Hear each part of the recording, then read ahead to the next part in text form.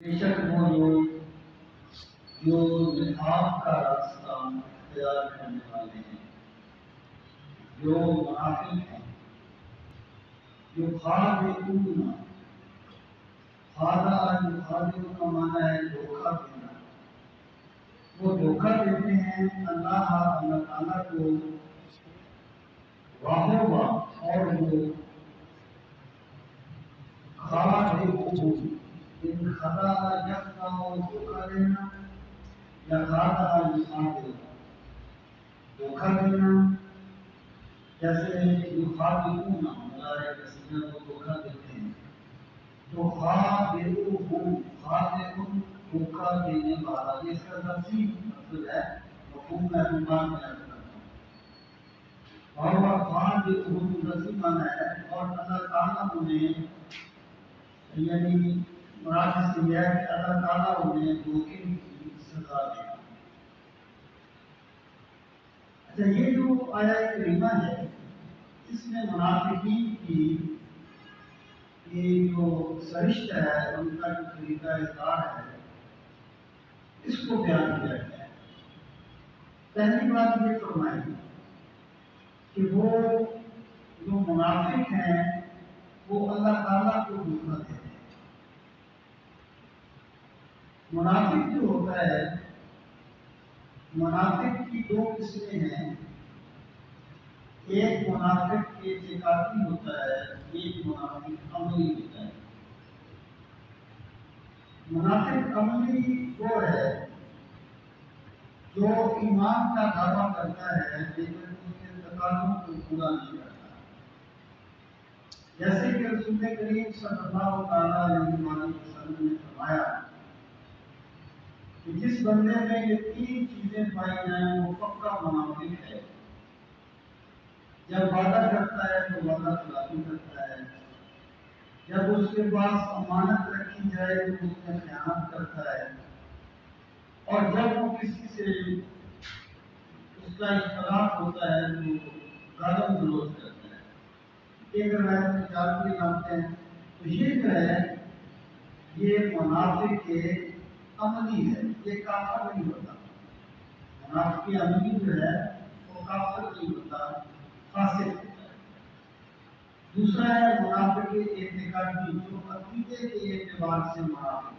ان کی بھی کئی صورتیں تھیں، بعض ایسے تھے جو ٹوٹلی طور پر مانتے نہیں تھے اسلام کو، مکمل طور پہ وہ اسلام کے منکر تھے لیکن دعوے بڑے بڑے کرتے تھے، اور بعض ایسے تھے کہ جب کبھی وہ اسلام میں آسانی دیکھتے تو اسلام کی طرف آتے، پھر مشکلات آتی پھر کفر کی طرف لوٹ جاتے کہ پہلے بارے کے شروع میں اسلام کا طرح ہوا ہے۔ تو یہاں پر جن منافقین کا ذکر ہے اس سے مراد منافق اعتقادی ہے، اور جو منافق اعتقادی ہوتا ہے کہ سب سے برا کافر ہوتا ہے، اس کی وضاحت آگے آئے گی۔ اچھا، اب پہلی بات یہ فرمائی کہ جو منافق ہیں وہ اللہ کو دھوکہ دیتے ہیں۔ اب ہم دیکھیں کہ اس کا ماقبل سے رب جو ہے وہ ایک چیز کو واضح کرے گا۔ پہلی آیت میں تھا کہ منافقین کا طریقہ یہ ہے الذین یتربصون بکم، جو تمہارے بارے میں دیکھتے رہتے ہیں، فَإِنْ كَانَ لَكُمْ فَضْلٌ مِّنَ اللَّهِ قَالُوا وَلَمْ نَكُن مَّعَكُمْ، اگر اہل ایمان کو پتہ مل جائے تو کہتے ہیں ہم تمہارے ساتھ ہیں۔ وَإِنْ كَانَ لِلْكَافِرِينَ نَصِيبٌ قَالُوا أَلَمْ نَسْتَحْوِذْ عَلَيْكُمْ، اگر کافروں کو پتہ مل جائے تو اسے اپنی وفاداری کا یقین دلاتے ہیں۔ یعنی جو منافق تھے وہ دھوکہ دیتے تھے اہل ایمان کو،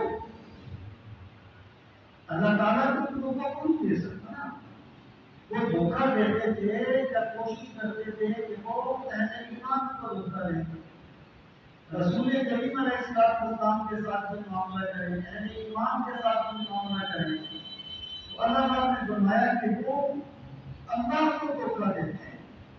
اس سے مراد یہ ہوئی، اس لیے ثابت ہوا کہ جو بندہ اللہ کے لیے مخلص ہو جائے،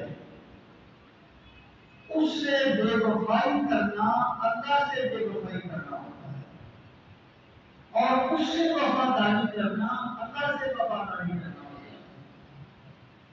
تو منافقوں کی پہلی علامت یہ بتائی کہ وہ ایمان والوں کو دھوکہ دیتے ہیں یا اللہ کو دھوکہ دیتے ہیں۔ مراد یہ ہے کہ منافق صاف دو کبھی نہیں ہوتے۔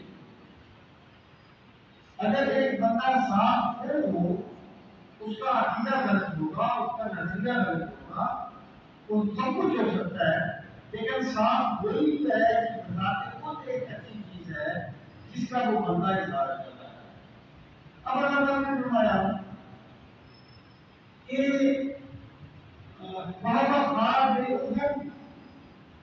اس کا لفظی معنی ہے اور اللہ تعالیٰ انہیں دھوکہ دینے والا ہے۔ اللہ تعالیٰ تو دھوکہ نہیں دیتا، اللہ تعالیٰ تو صفات ہے۔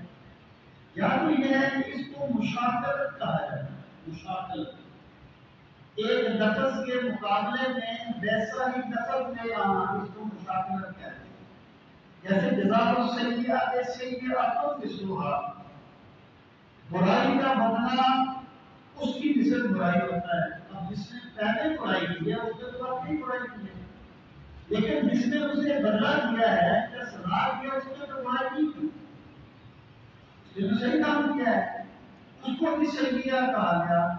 یہ ایک اصول ہے مشاکلہ۔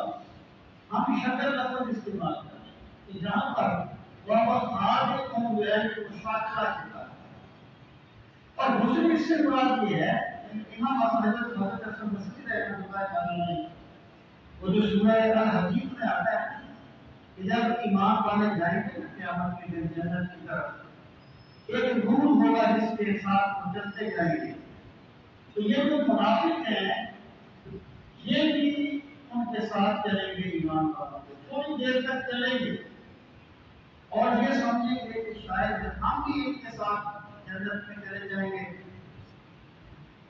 تو تھوڑی دور جا کے ان کا نور ختم ہو جائے گا، ایمان والوں کا باقی رہے گا۔ تو حضرت حسن بصری یہ کہتے ہیں کہ بابا خالق کون سے مراد ہے کہ یا ہمارے مثل المخالق، کہ اللہ تعالیٰ ان کے ساتھ ایسا معاملہ کرے گا جیسے کہ دھوکہ دینے والا کرتا ہے۔ اور اس کا سب سے صحیح اس کا مطلب یہ ہے کہ اللہ تعالیٰ انہیں ان کے دھوکے کی سزا دینے والا ہے۔ تو دھوکہ کرتے ہیں، سمجھتے ہیں ہم کو بڑی اچھی بات کر رہے ہیں، لیکن وہ اس بات کو بھول رہے ہیں کہ وہ اللہ کی گرفت میں آتے جا رہے ہیں۔ وَإِذَا بَطَشْتُمْ جَبَّارِينَ، اور جب اللہ پکڑتا ہے تو پھر بڑی سخت اس کی گرفت ہوتی ہے۔ مراد یہ ہے کہ وہ اللہ تعالیٰ انہیں ان کے دھوکے کی سزا دینے والا ہے۔ یہ اس کے جو بھی مطالب ہیں اس کو صحیح نہیں ہے۔ آگے فرمایا وَإِذَا قَامُوا إِلَى الصَّلَاةِ، وَإِذَا اور جب قاموا وہ کھڑے ہوتے ہیں، إِلَى الصَّلَاةِ نماز کے لیے، قاموا وہ کھڑے ہوتے ہیں، وہ سارا کہنا یہ اسلام کی جمع ہے، سستی کرتے ہوئے کھڑے، یعنی جب منافق نماز کے لیے کھڑے ہوتے ہیں تو سستی کرتے ہوئے کھڑے ہوتے ہیں۔ فرق کیا ہے کہ جب ایمان والے نماز کے لیے جاتے ہیں تو وہ اس کیفیت میں جاتے ہیں کہ وہ اپنے رب سے ملاقات کرنے جا رہے ہیں، اور نماز جو ہے اصل میں اس کی حقیقت کیا ہے کہ رسول کریم علیہ السلام نے فرمایا ان المصلی يناجي ربه، یہ نماز پڑھنے والا چپکے چپکے اپنے رب سے باتیں کر رہا ہوتا ہے۔ تو ایمان والے جب نماز کے لیے جاتے ہیں تو کشادہ دل کے ساتھ اور ایک بڑے اطمینان قلب جس کو حساب سلطان رکھتے ہیں عبادت کو سیلیبریٹ کیا، عبادت کو سیلیبریٹ کیا، یعنی جیسے بندہ کسی فنکشن میں بڑے ذوق سے جاتا ہے نا، جب وہ نماز کے لیے نیند چھوڑ کے اسی ذوق سے مسجد کی طرف چل پڑا، اس کا مطلب یہ ہے اللہ نے اسے ایمان عطا کیا۔ تو یہ منافقوں کی بات ہے کہ قرآن مجید میں اللہ تعالیٰ نے منافقوں کے بارے میں یہ بھی کہا کہ وہ نماز پڑھتے نہیں۔ اہل نبوت میں یہ ممکن نہیں تھا کہ بندہ کلمہ پڑھتا ہو اور نماز نہ پڑھتا، یعنی ممکن نہیں تھا۔ ایمان والے تو ایمان والے تھے، منافق بھی نماز پڑھتے تھے، لیکن کیسے پڑھتے تھے؟ سستی کرتے تھے۔ اب دیکھیں سستی کی بھی دو صورتیں ہیں۔ ایک سستی ہوتی ہے انسانی جبلت میں جو چیز پائی جاتی ہے، اس کو فسق کی علامت ہے، نفاق کی علامت ہے۔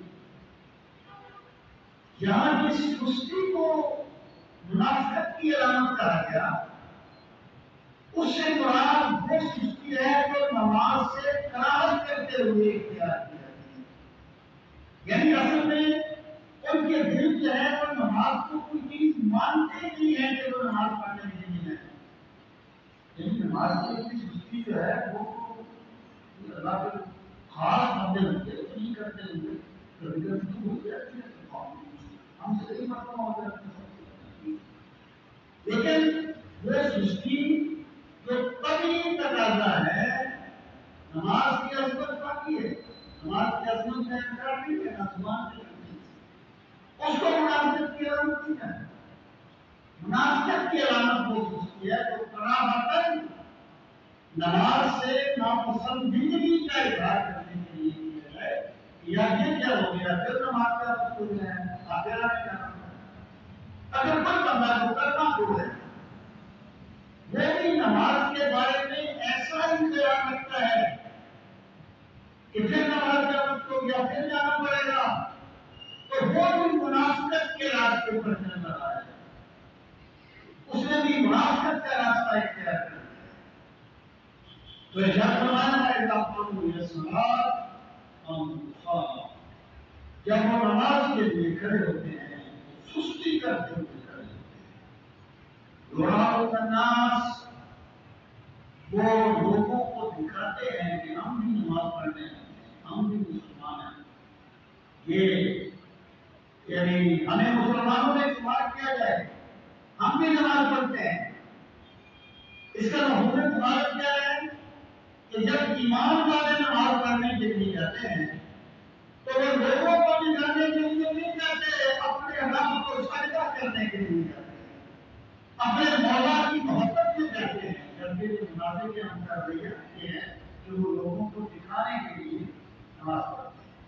یہ جو اس کو ریاکاری کہتے ہیں، اور بندہ جتنا اس پہ غور کرے، اپنے اعمال پہ بندہ جتنا غور کرے، اس پر بہت سی چیزیں ہوتی، اور انسان کو چاہیے کہ وہ اپنے اعمال کا محاسبہ کرتا ہے کہ جو کام میں بندوں کے سامنے اور طریقے سے کرتا ہوں وہ مخالفت میں اس طریقے سے کیوں نہیں، اس طرح میں بندوں کے سامنے نماز پڑھتا ہوں، تنہائی میں اس طریقے سے نماز کیوں نہیں پڑھتا، اور جو جتنا وہاں سجدہ و قرات بندوں کے سامنے کرتا ہوں اتنا میں تنہائی میں کیوں نہیں دیتا۔ تو بندے کو چاہیے کہ وہ اپنے اعمال کا محاسبہ کرتا ہے۔ تو رشتے بات میں آتا ہے کہ قیامت کے دن جس بندے نے ریاکاری کے لیے کام کیے ہوتے، اللہ تعالیٰ بتائے گا تو نے لوگوں کو دکھانے کے لیے کام کیا تھا، اب جا کے اس کا اجر بھی لوگوں سے لیے، اگر تم میرے لیے کام کرتا تو میں تمہیں اجر دیتا، لیکن تم نے میرے لیے کام ہی نہیں کیا تھا، جس کے لیے کیا تھا جا کے اسے اجر دے۔ تو یہ جو ریاکاری ہوتی ہے کہ جو لوگوں کے لیے کام کیا جاتا ہے، یہ انسان کو بہت سے تباہی کے راستوں پر ڈالتا ہے۔ پھر فرمایا ما یذکرون اللہ الا قلیلا، لیکن ایک بندہ ہے وہ منافق ہے، نماز پڑھنے کے لیے کھڑا ہو گیا ہے، تو زبان سے تو ذکر کر ہی رہا ہے، نتیجے کا معاملہ بات ہے۔ بات یہ ہے کہ وہ ذکر نہیں کرتے مگر بہت کم، یعنی جس طرح اللہ کو اللہ کا ذکر کرنا چاہیے صرف زبان سے کرتے ہیں اور بہت کم کرتے ہیں، یہ منافقت کی علامت ہے۔ اور صوفیہ کہتے ہیں وہ فرماتے ہیں اگر ذکر کلیم بھی اخلاص کے ساتھ کیا جائے تو اللہ اسے بھی ذکر کثیر بنا دے. اللہ کی بارگاہ میں دلوں کو دیکھا جاتا ہے. ان اللہ لا سوا لیکن ولا الہ اعمالکم ولکن ينظر الى قلوبکم. اللہ تمہارے جسموں کو نہیں دیکھتا, اللہ تمہارے تک کاج نہیں دیکھتا, اللہ تمہارے اخلاص کو دیکھتا ہے, تمہاری نیتوں کو دیکھتا ہے. جس کی نیت اچھی ہوتی ہے وہ اللہ کی بات نہیں.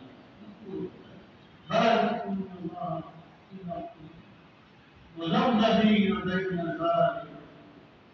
مذبذبین تذبذب کیا ہوتا ہے؟ میں ادھر کا نام اس کو ہم کہتے ہیں ششو پانی.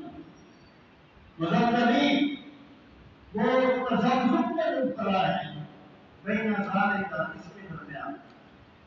یعنی ان کا طریقہ کیا ہے کہ وہ ایک تذبذب میں مبتلا ہے, نہ وہ کافروں کی طرف جاتے ہیں نہ وہ ایمان والوں کی طرف آتے ہیں. نا وہ ایک بکری ہے, وہ جدھر دیکھتی ہے ادھر چلی جاتی ہے. تو انسان کا کمال یہ ہے کہ اگر تو وہ اہل حق ہے تو سبحان اللہ, لیکن انسانی تقاضا بھی یہ ہے کہ بندہ جو بھی راستہ اختیار کرے. جب میں نے شبیر تزیم میں دیکھ رہا تھا تو ایک ہمارے سینئر ساتھی وہ مجھے ان سے میری ملاقات ہو گئی. اب خیر ہے اس میں کچھ بڑے نازک سے مقامات آتے ہیں کہ یزید کو خلافت میں منایا گیا تھا, تو میں نے انہیں کہا کہ آپ نے حضرت اس کتاب کو ترجمہ لکھنا ہے. ہم کھڑے ہیں تیسرا کتنا لکھتے ہوئے تیسرا لکھتے کہنے لگے تو مجھے کہاں پکڑا ہے یہاں میں انکار نہیں کر سکتا. کہتے ہیں میری بات یاد رکھنا, جو بھی تم موقف رکھتے نا درمیان میں نہ رہنا, تاریخ کو الجھا نہ دینا. جو بھی موقف رکھو صاف قبضے میں رکھو اور اس پر اپنے ڈرے. تو میں یہ کہنا چاہتا ہوں کہ بندے کو چاہیے کہ وہ صاف بات کرے, جو بھی اس کا موقف ہے وہ بھی اپنا موقف بیان کر دے. یہ کیا جس کو قرآن نے کہا ہے کہ تم بات کرتے تو حق کا بل بات ہے, حق اور باطل کو گڑبڑ نہ کرے. تو شب فرمایا مرتبی کا نہیں کہا لا الہ الا اللہ ولا الہ الا اللہ نہیں کی طرف ہے نہ کی طرف ہے. وَمَن يُضْلِلِ اللَّهُ فَلَن تَجِدَ لَهُ سَبِيلًا. ترجمہ اس کا دیکھیں, وَمَن يُضْلِلْ, اور جسے گمراہ کر دے اللہ تعالیٰ, فَلَن تَجِدَ, بس یقیناً تو نہیں پائے گا. وجدہ جدید کو مانا ہوتا ہے پانا. لن تجدہ, ایک تو یہ آخر میں صبر آ جاتی ہے, دوسرا نفی آ جاتی ہے, تیسرا تاکید کا مانا کرتا ہے. لن تجدہ, ہرگز تو نہیں پائے گا لہو اس کے لیے سبیلا, کوئی راستہ. یعنی اس سے مراد یہ ہے کہ ہدایت کا راستہ بھی ہو سکتا ہے, جنت کا راستہ بھی ہو سکتا ہے, کوئی صحیح موقع اختیار کرنے کا بھی ہو سکتا ہے. اس سے مراد یہ ہوگی کہ منافقین جو نفاق کا راستہ اختیار کیے ہوتے ہیں اپنے خیال میں تو بڑی تیزی کرتے ہیں کہ ہم بڑے زیرت ہیں, ہم بڑے ذہین ہیں, ابھی کشمکش چل رہی ہے, نہ جانے یہ معلوم آتے ہیں وہ معلوم آتے ہیں, ہم نے اسے بھی کرا کے رکھی ہے, ہم نے اسے بھی کرا کے رکھی ہے. دوستوں ہندوستان میں یوں دوبارہ چاہیے بھاپا بھی خوش رہے راضی رہے سیلاب کی, ہم نے دونوں سے بنا کے رکھی ہے, بجائے کرنا ہے. اللہ فرماتا ہے نہیں, تم نے یہ حق کا انکار کیا ہے, اس گناہ کی وجہ سے اللہ نے تم پر ہدایت کے دروازے بھی بند کر دیے ہیں, اور جس پر اللہ ہدایت کے دروازے بند کرتے ہیں اسے کوئی ہدایت نہیں, اس نے اپنے اوپر ہدایت کے دروازے توقی طور پر بند کر دیے. کبھی نہ دیکھ رہا لا الہ الا ولا الہ الا اللہ نہیں کرتے دیتا ہوں اسے اللہ کو کرتے ہیں. یہ اللہ کا ذات کا ہدایت کی طرف ہوتا ہے. اللہ کسی کو میسج نہیں کرتا, اللہ تعالیٰ کسی بندے کو دھیان رکھنا اس بات کو, اللہ تعالیٰ اپنا کرم کسی بندے کی کوشش کے بغیر بھی فرما دیتا ہے، لیکن اس کا عذاب بندے کے گناہ کے بغیر نہیں آتا۔ جسے اللہ گناہ کرتا ہے مطلب کیا ہے؟ اس نے گناہی کے راستے کو اختیار کر لیا تھا، اللہ نے اس کو جبر مسلمان نہیں کیا، اللہ تعالیٰ نے اس کی منشا کے مطابق اس پر اور گناہی کو مسلط کر دیا۔ اس کو کہتے ہیں اللہ نے اسے گناہ کیا محبت کے لیے، اور جو دل مخصوص ہوتے ہیں یہ وہ نغمہ ہے جو ہر سال کے بتایا۔ یعنی مراد کیا ہے کہ جب ایک بندہ برائی کا راستہ اختیار کرتا ہے اللہ تعالیٰ اس کو گمراہ کر دیتا ہے۔ مراد کیا ہے؟ اللہ تعالیٰ چاہتا ہی نہیں ہے جو اتنا گرا ہوا انسان ہے اسے میں آپ کی حالت کر دوں، اللہ اس کی برائی کو اب ارشاد فرمائے اے لوگوں کو جو ایمان لائے لا تتخذوا الكافرين أولياء من دون المؤمنين لا تتخذوا الكافرين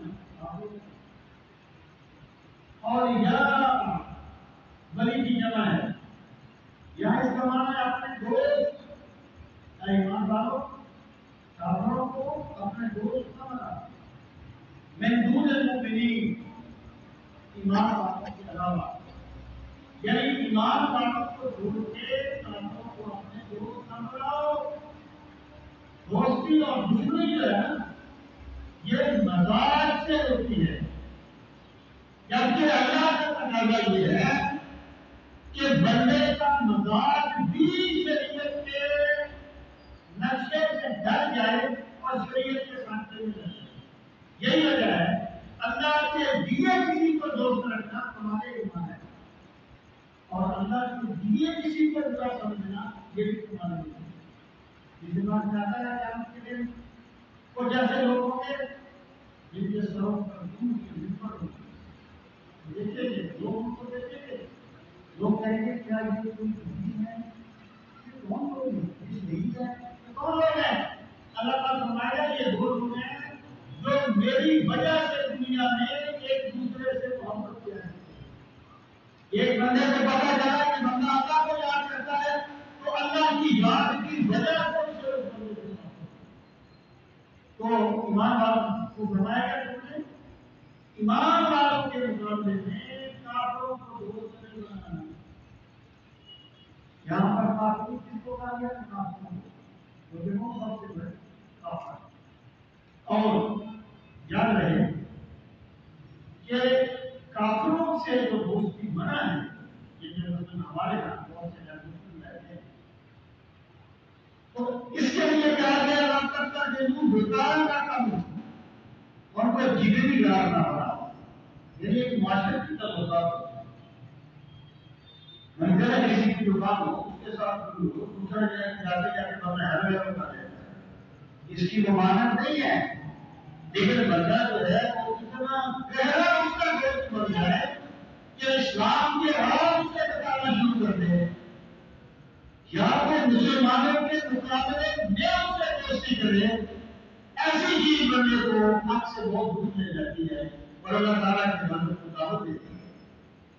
تو ارشاد فرمایا دوستہ بناؤ اتریدون ان تجعلوا للہ علیکم سلطانا مبینا، اتریدون کیا تم چاہتے ہو، حمزہ استفہام ہے، کیا تم چاہتے ہو ان تجعلوا کہ تم بناؤ للہ اللہ کے لیے علیکم تمہارے اوپر یعنی اپنے اوپر سلطان، سلطان یہاں دلیل کے معنی، دلیل سلطان کا لفظ ہے کہ چار پانچ معنی کے سامنے آیا ہے اور اس کا معنی پس منظر دینے کو صحیح ہوتا ہے، یہاں پر یہ دلیل کے معنی نبینا واضح مطلب کیا ہے کہ اگر تم نے ایمان والوں کے مقابلے میں کافروں سے دوستی رکھی تو گویا تم نے اپنے خلاف ایک دلیل بیان کر لی کہ ہمیں حکم الہی کو نہیں مانا، تو قیامت کے دن اپنے خلاف دلیل نہ بناؤ بلکہ ایمان والوں سے ہی تعلقات جوڑ کے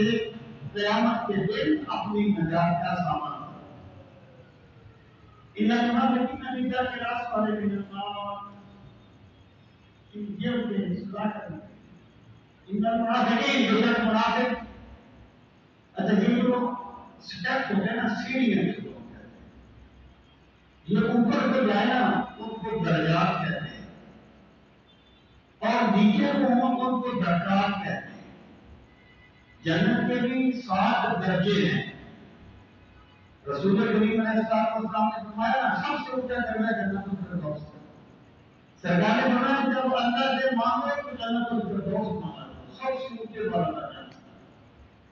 اور جو نیچے ہیں درجات درجات سب سے جو 7 ہیں جیسے بتایا جہنم ہوا یہ سب سے نیچے والا جو درجہ ہے اس کو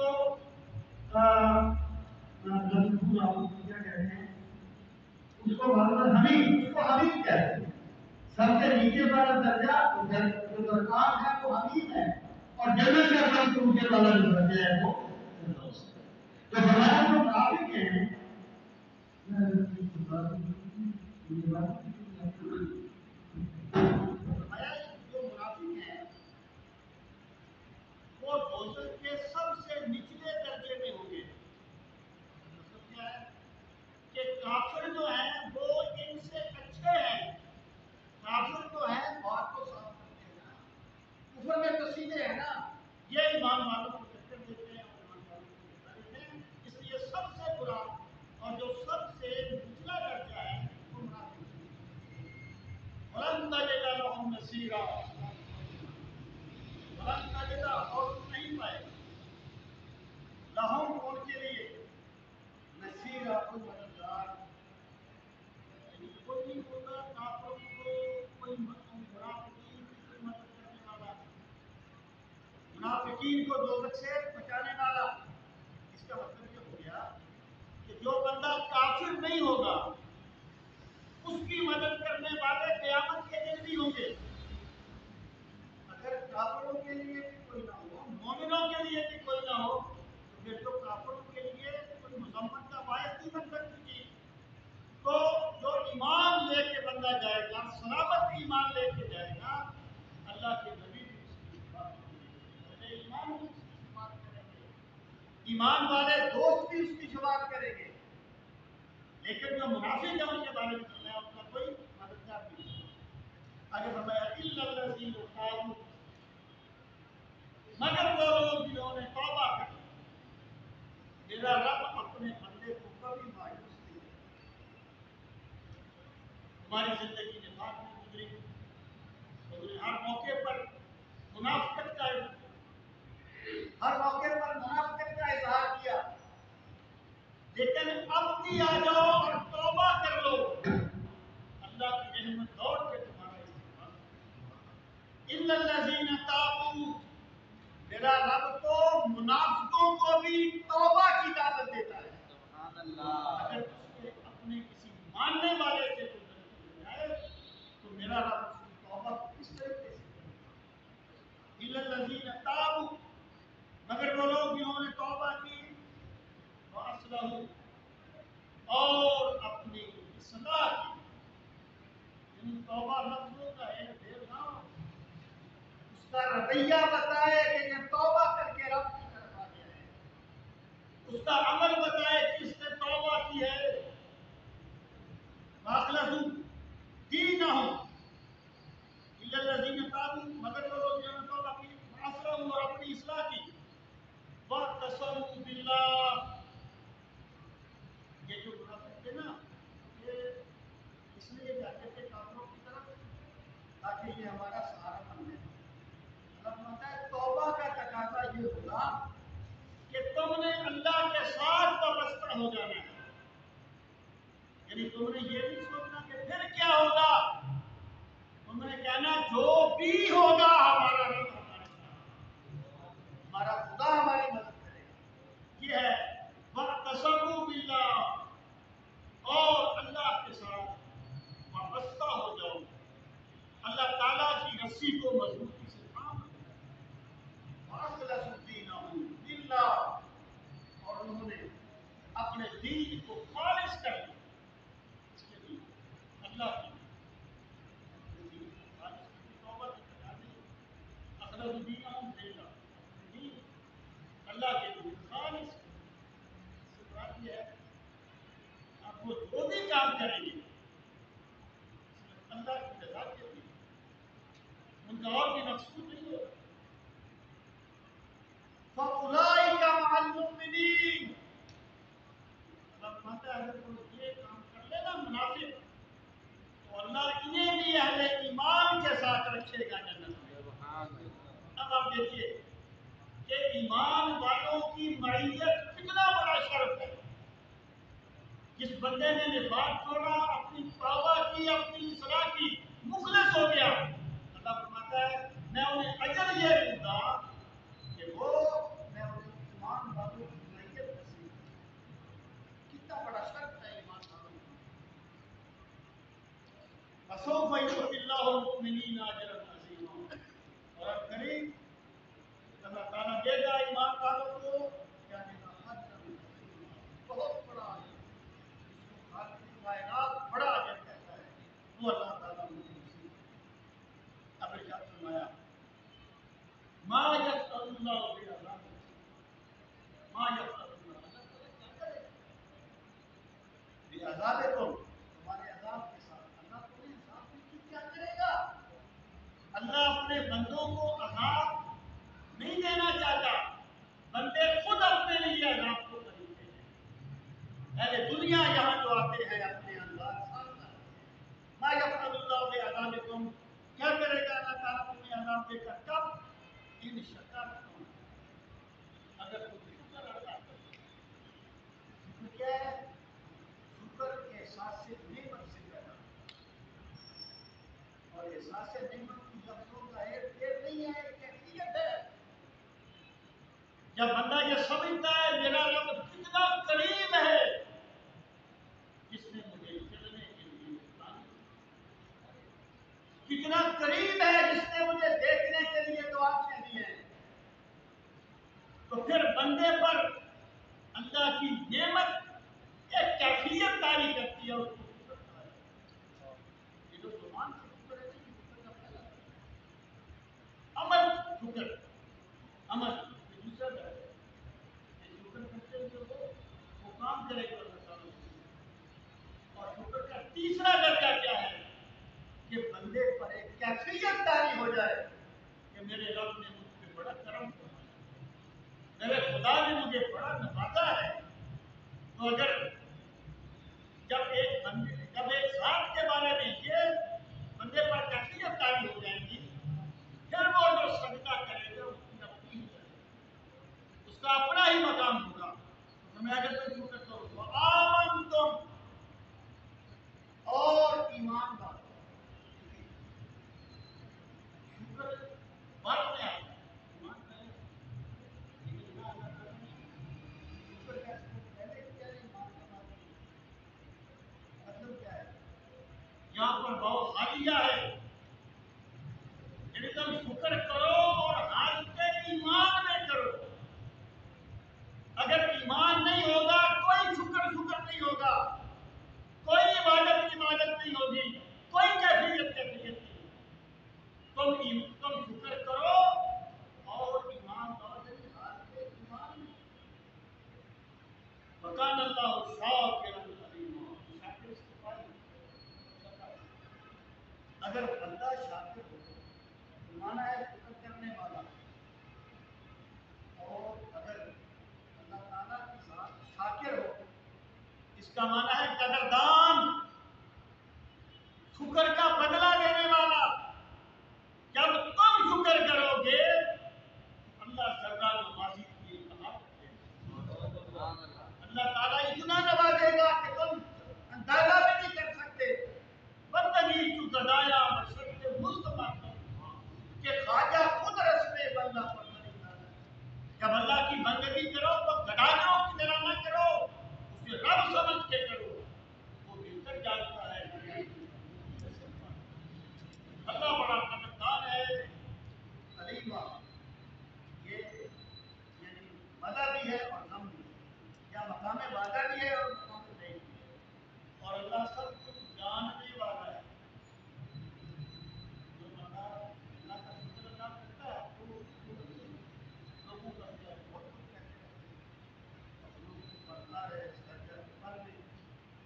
در کعبہ سے اسلام تراشے، تو کون ہے اور کیا ہے تیرا داغ کبابی؟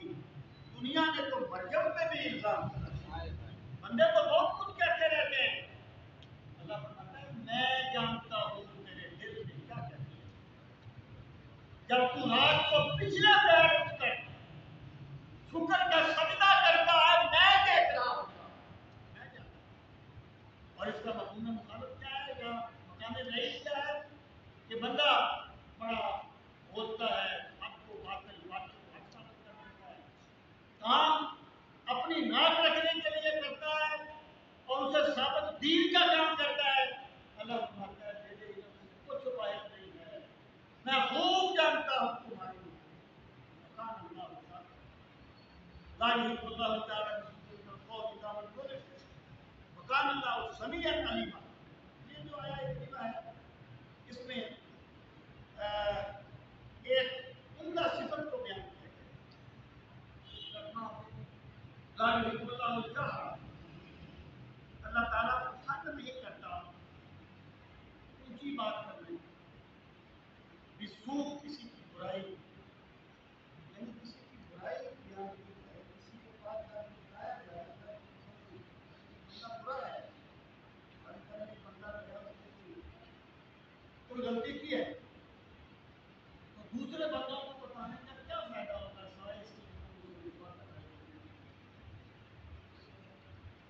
آگے ایک استثناء دے دیا، الا من ظلم، مگر وہ جس پر ظلم کیا گیا، اگر ایک بندے پر ظلم کیا گیا نا، وہ کسی دوسرے کو جا کے بتاتا ہے اسے اس کی اجازت ہے، اگر وہ قاضی کے پاس جا کے بتاتا ہے اسے اس کی اجازت ہے، اور اگر مقصد بلند ہو تو کسی کی اپنے موجودگی میں اس کی برائی کرنا غیبت نہیں کہلاتا۔ مطلب یہ ہے کہ ایک بندہ چور ہے اور دوسرا بندہ دوسرے کو بتاتا ہے، اس کی نیت یہ ہے کہ یہ اس سے بچ جائے، صرف تدلیل مقصود نہ ہو تو اس کو غیبت نہیں کہا جاتا۔ ایک بندہ حاکم کے پاس جا کے بتاتا ہے فلاں نے یہ ظلم کیا ہے فلاں نہیں ہے، تو الا من ظلم، جس پر ظلم کیا گیا ہو وہ اپنے اس کے اوپر جو ظلم کیا گیا ہے اسے بلند آواز سے بیان کر سکتا ہے، اسے لوگوں میں بیان کر سکتا ہے تاکہ اس کے ظلم کا مدافع ہو۔ وکان اللہ سمیع علیما، اور بے شک اللہ تعالیٰ سب کچھ سننے والا اور سب کچھ جاننے والا ہے۔ ان تم تو خیر نہ تخفو، اگر تم ظاہر کرو گے بھلائی، اور تخفو ہو یا تم اسے چھپا دو، تم نیکی کا کام ظاہر کرو یا اسے چھپا دو، اور تعفو عن سوء،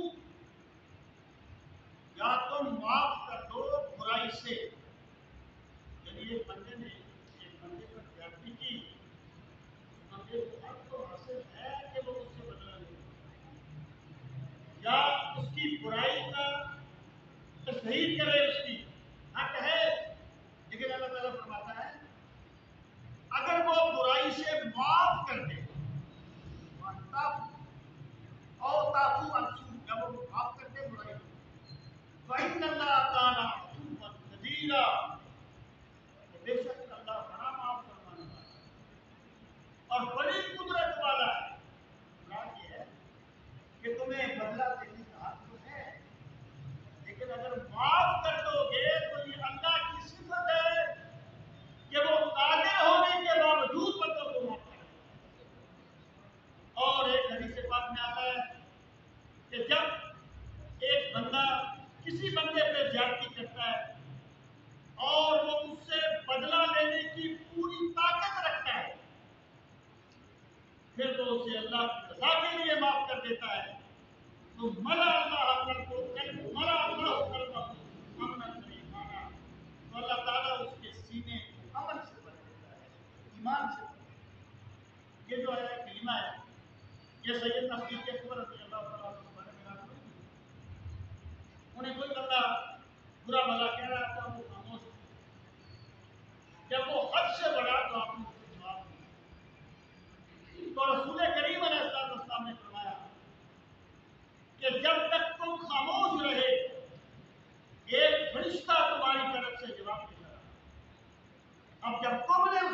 جواب دیا وہ فرشتہ تیرا ہے۔ تو یہاں پر مراد یہ ہے کہ اگر تم کوئی بھی نیکی ہو اسے چھپاؤ یا اسے ظاہر کرو، اللہ کو جانتا ہے۔ میں نے جملہ اس پر آپ سے اس نے کہا رات کی تاریکی میں کیا ہوا صدقہ اللہ کے غضب کی آگ کو ٹھنڈا کر دیتا ہے۔ تو فرمایا اللہ تعالیٰ سے پوچھنا ہے ان الذین یکفرون باللہ ورسولہ، یہاں پر مراد تو میں یہود و نصارہ، اب یہ منافقین کے بعد یہود و نصارہ کا مسئلہ ہے۔ ان الذین یکفرون، یہ وہ لوگ جو کفر کرتے ہیں باللہ اللہ تعالیٰ کی ذات کے ساتھ، ورسولہ اور اللہ کے رسول، وَيُرِيدُونَ اور وہ ارادہ کرتے ہیں ان یفرقوا کہ وہ تفریق کریں بین اللہ ورسولہ، اللہ اور اس کے رسولوں کے درمیان۔ اس کا ایک مطلب تو یہ ہے کہ وہ یہ چاہتے ہیں کہ کچھ رسولوں کو مانے اور کچھ کو نہ مانے، اور دوسرا مطلب یہ ہے اگر وہ یہ سمجھتے ہیں کہ جب تک ہم نے انبیاء کرام کا مقام نیچا نہیں کیا تو توحید کا ذکر بلند نہیں ہوگا، یہ بھی اللہ اور اللہ کے رسولوں کی توحید کا ایمان ہے۔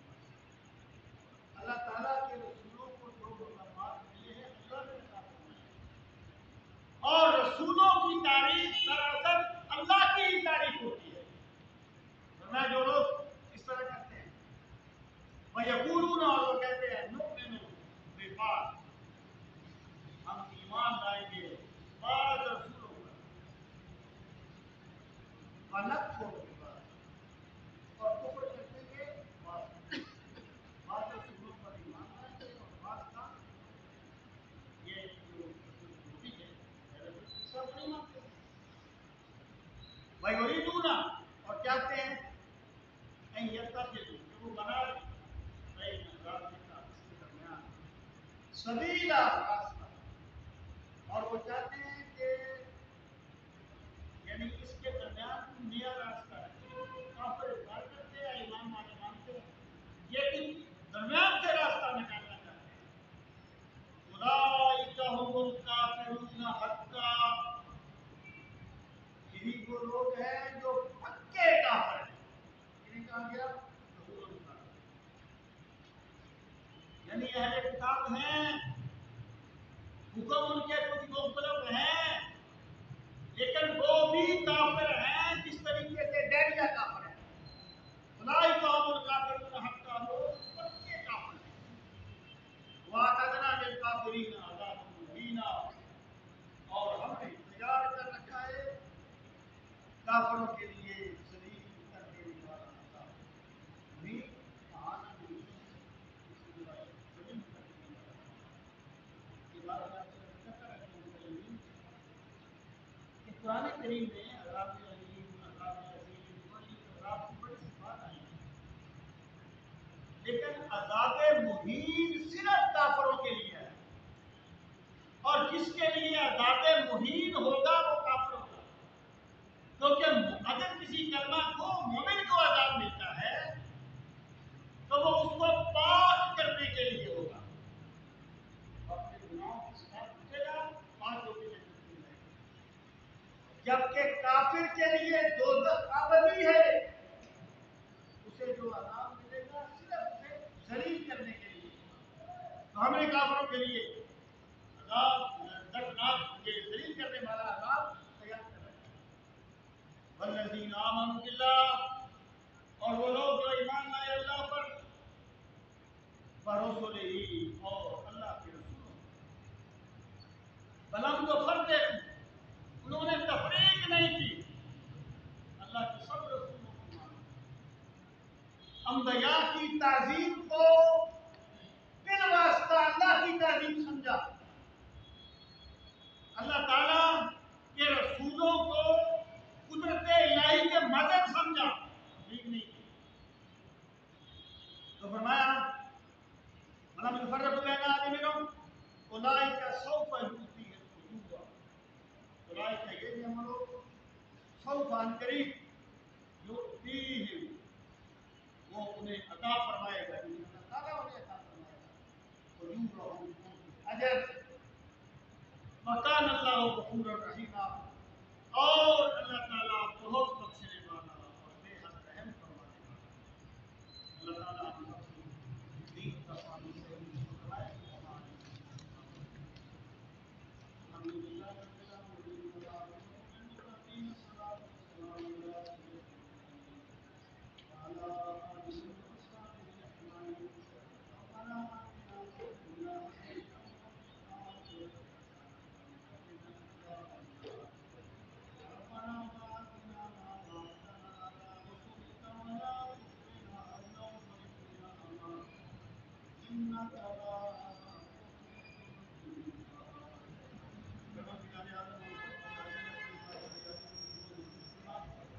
میرے مالک ہمارے گناہوں کو معاف کر پروردگار عالم ہمیں قرآن کریم کی نعمت کی قدر کرنے والا بنا ہمیں قرآن کریم کی تلاوت کا شوق میرے مالک قرآن مجید کو سمجھنے کے لیے ہمیں شرح صدر کی نعمت سے نوازا یا اکرم الاکرمین قرآن مجید کی بے پناہ برکتوں کا واسطہ تمام دکھیوں کے دکھ دور تمام پریشان حالوں کی تمام بیماروں کو شفائے کاملہ و عاجلہ نصیب فرما میرے مالک ہمارے جسموں کے دکھ بھی دور فرما ہماری روحوں کے روگ بھی دور فرما یا کرم الاکرمین جو تیرے بندے تیری پاک کتاب کی محبت میں یہاں پر دیتے ہیں سب کی حاضری